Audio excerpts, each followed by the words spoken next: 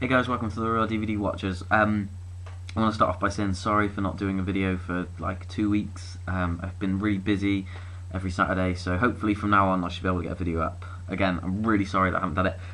This week I'm going to be reviewing a 2010 film. It's actually a British film, but the weird thing is it's only just come out in the UK. It's been out in the US, it was out in the US a long time ago. It's now out on DVD and Blu-ray in the US, but it's only just come into cinemas in the UK. It's Never Let Me Go, which is a film based on a book, actually, of the same name by a author called Kazuo Ishiguro, I think. I could be wrong.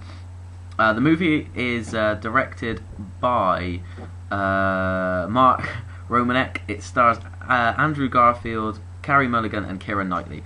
It's a movie that has a kind of sci-fi,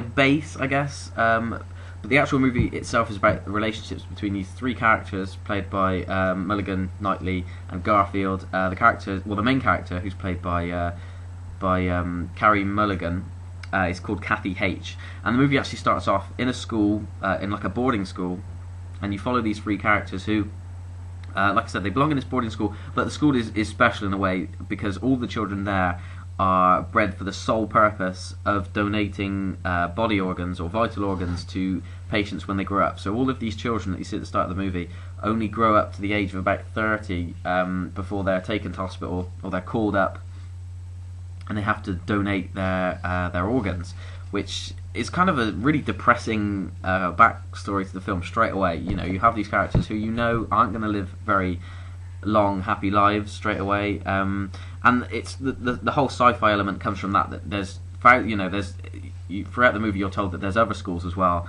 that basically just raise these children from birth to donate organs, which is really, it's really horrible.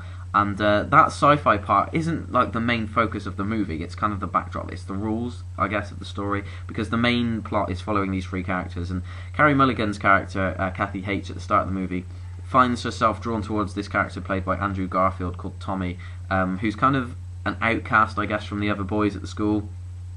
He has these problems with anger. She sees the first time you see him, he's picked last for a football team and nobody wants him, so he starts just screaming his head off in the middle of this field, and she's instantly kind of drawn to him and develops this relationship with him. But at the same time, her friend, who's played by Kiera Knightley, called Ruth, who's kind of this very jealous character who wants everything that Carey Mulligan's character Kathy has, and she ends up taking Tommy away from her and developing a relationship with her herself, while Kathy is kind of left alone, longing for Tommy. And you see three kind of sections or parts of these characters' lives. The film, like the book, is split into three parts.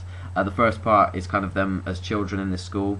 The second part of the movie, you see them living in like a farmhouse together, and you see how hard it is for Kathy to see Ruth and Tommy together. And then the final part of the movie is when Kathy becomes a carer, and basically these children or adults or whatever they become, who donate the organs, they can't live normal lives. They can't get married, they can't have children, they can't have normal jobs. The one thing they are allowed to do is become carers, which basically means they look after the people who, like them, are giving up their organs. So Kathy H becomes a carer, and she ends up caring actually for Kiera Knightley's character, Ruth, who is having a tough time after her second, I think, donation of an organ.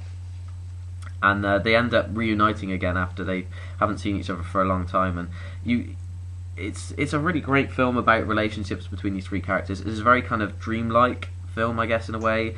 It's very not slow. A lot of people have said it's slow, but I think dreamlike's kind of more of a nicer way of putting it. It's not the fast. It's not a really fast-paced film. It's about these characters' relationships with one another. But the direction and the acting is amazing. The whole sci-fi part of the film, the whole donating organ thing, is kind of, like I said, the backdrop. It's a sci-fi element to the film, but it's not really a sci-fi movie in how you imagine a sci-fi film to be. It feels very real and very like this could really happen, realistic, I guess in a way.